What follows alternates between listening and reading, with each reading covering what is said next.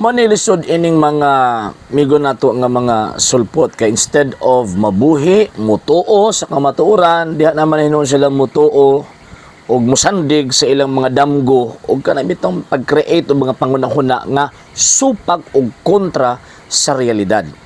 Number 1 point, musugot mo sa dili, sulpot gid mo.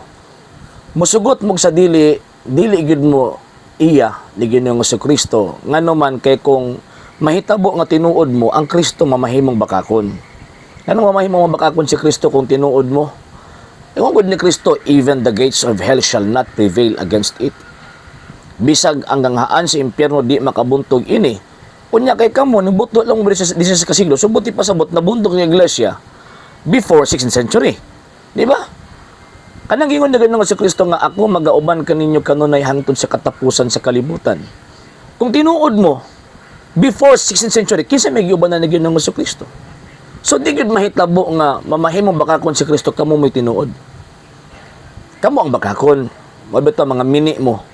Mga piki mo nga gitawag og mga sekta sa hinungdan nga bisan pagkamilyon mo muangkon sa mga pulong sa Ginoong Jesucristo, magpabilin ang kamatuoran, magpabilin ang realidad nga mga mini mo, mga piki mo, kanang mga sektang inyong gipasakupan gitukod lang og tao.